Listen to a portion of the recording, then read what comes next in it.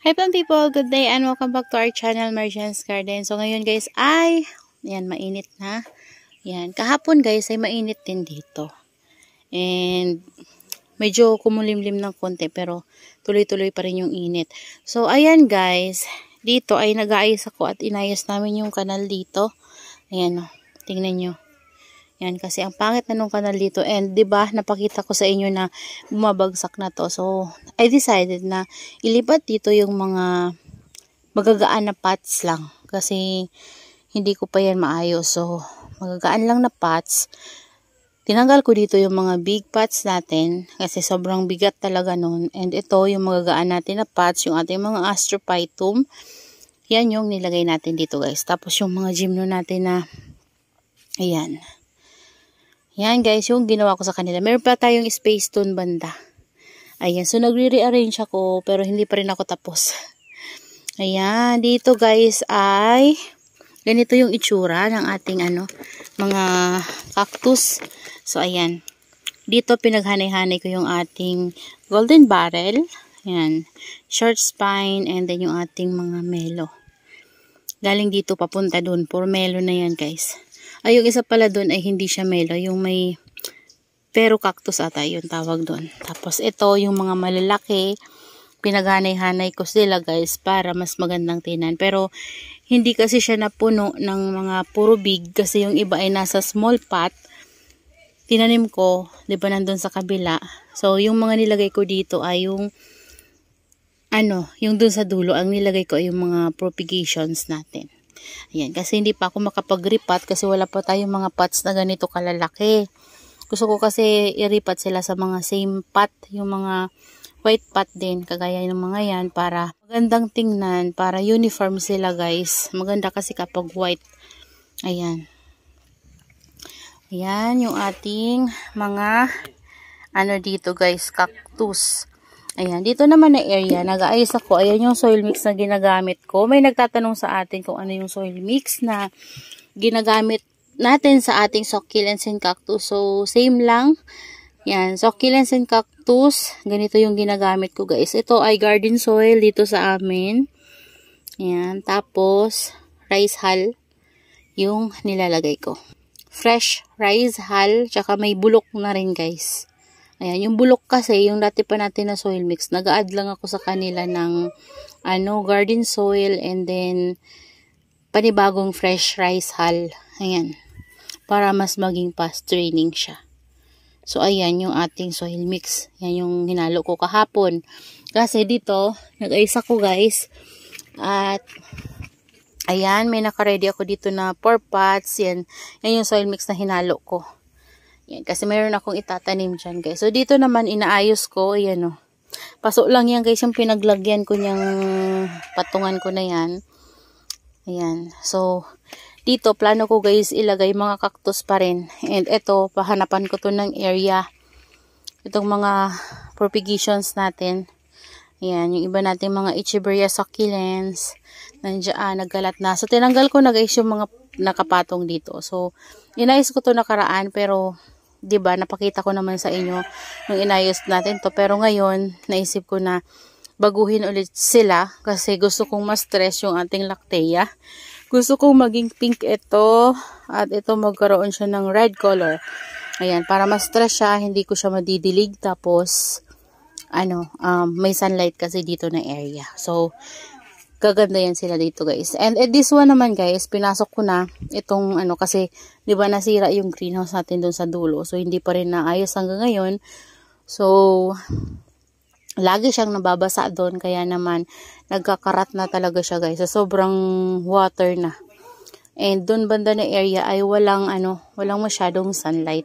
So ayan, nilipat ko siya dyan, dito na ulit sa loob, para ma-stress na rin siya guys, at mag-pink na rin yung kanyang leaves. Tapos yung propagation natin, yan, di ko na tinanggal, tinabi ko na rin dyan guys. Tapos ito, transfer ko dito yung ating donkey's tail. So sana magustuhan niya dyan guys na area.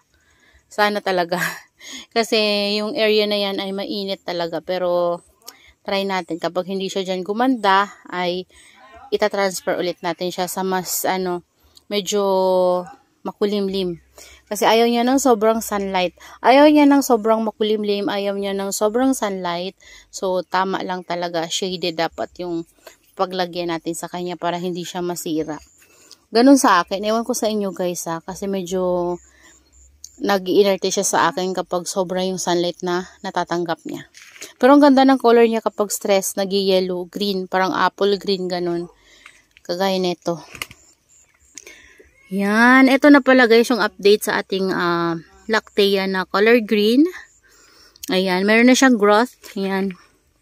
Papansin nyo guys. Ayan o. Ayan yung tinaas niya sa atin. Ayan. Lumalaki na siya. At ang ganda-ganda niya talaga. Ayan. Ito naman yung red natin. Meron na rin siyang itinaas. Ayan. Papansin nyo guys. Dito. Tapunta sa taas. Ayan. Kaso nagkakaroon siya ng ganito. Di ko alam kung ano yan guys, pero nisprayan ko na yan sila ng fungicide and niripat ko pala sila guys kahapon. Ayan. Dito sa mas bigger na pot kasi yung pot nila ay maliit lang. Parang anong pot ba yun? Parang ganitong pot guys, oh. Yung gamit natin dito sa mga Echeveria succulents natin. So ganyan yung pot na gamit ko sa kanya. So ayun na. Ayun. Transfer ko doon yung ating pink puppet na nakatanim sa tall pot na ganito. Yan. Yan. So, nanguha ako ng pot na ganito guys sa iba nating mga Echeveria succulents. Kaya, meron na tayong ganitong pot na available. Yan. Kasi gagamitin ko sila. Para maganda yung dito. Pag pare-pareho yung pot. Pero doon banda, hindi. Kasi iba yun guys eh. Iba yung pot niya. Pero malaki. Okay lang naman. Ganitong pot yun, no. Yan, kasi white din naman, guys. Okay lang naman. Yan, pinagsama-sama ko sila dyan kasi baka ma-overwater sila, guys, kapag ilabas ko. So, dito, gaganda yung color ni Lactea. At ang ganda ng variegation, no. Yung ganda ng growth niya, guys. Oh. Pink, pink. Ayan. Tapos ito, gusto ko tong mag-red. Kasi nag-red yung tips niya, guys, kapag na stress. And then yung naman, white goes ay nagpipink. Tapos meron ako yung mga straight form. Yung mga napigate ko din galing sa kanya. Nandun sa labas guys. Tapos meron pa tayong mga propagation na white goes. So, kung meron lang akong white pot guys, pwede kong ihana yun dito. Kaso wala pang white pot. Hindi ko pa sila maripat. Ayoko kasing ilagay dito ng hindi naka-white pot. Kasi ang pangit tingnan kapag iba-iba yung sizes ng pot. So, doon muna sila guys sa labas. Yan. Ito yung isang crested na propagation ko. Galing dito guys sa ating white ghost. Ayan. Antayin din natin siyang lumaki at ma-stress. So, sa ngayon, ayan muna guys. Hindi ko pa natatapos. So, siguro mamayang hapon na lang kasi ang init na guys. Nandun pa yung iba nating mga succulents. Oh. Ayan yung mga old pots ko guys. So, na pahaba. Yung iba, lumulutong na sa sobrang tagal na rin. Ayan. And kanina, nag-spray ako dito.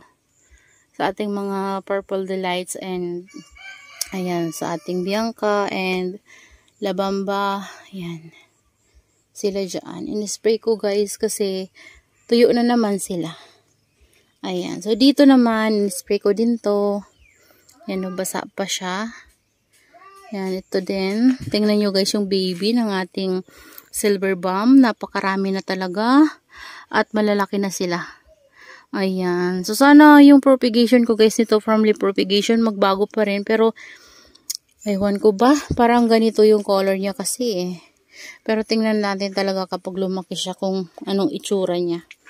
So, sa ngayon, ayan muna guys yung ma-share ko sa inyong itsura ng ating ginagawang arrangement dito kasi di ko pa sila tapos. Napakainit kasi guys, grabe. Ayan o, basta yan yung inaayos natin ngayon at pinag-iisipan ko pa kung anong ilalagay ko dyan.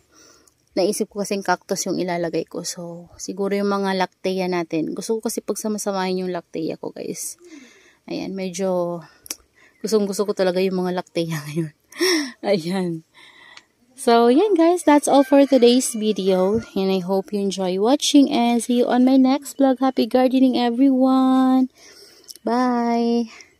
Tingnan nyo guys yung ating sanga. Oh, ang ganda ng rosette niya. Ito din oh. Ay, ito pala si Sang-a. Ito yung aking tromso. Tromso na dating maliit, ngayon big na talaga guys. Ayan, hanggang ngayon ay hindi pa rin natin na itatanim itong ating check natin kung okay pa. Antayin to natin guys na mag-roots. Kasi wala pa siyang roots. Yan. Okay naman guys yung stem niya. Antayin lang natin na mag-roots. Patong lang natin dyan, magkaka-roots din yan. Yan. Ito nga pinag-iisipan ko kung isi-separate ko ba or hahayaan ko na lang. Pero try natin guys. Kapag mayroon akong pot na mga ganito, isi-separate ko siya guys. Pero kasi ngayon, wala pa akong pot. Di pa ako nakakabili. So, ayan. Hayaan ko muna siya dyan. Ayan. Ito pala guys, so nilipat ko dito yung ating Roma. Tapos nilagyan ko siya ng mga cuttings ng hybrid elect. Ayan. So, yan lang guys. Bye! Ang init. Grabe.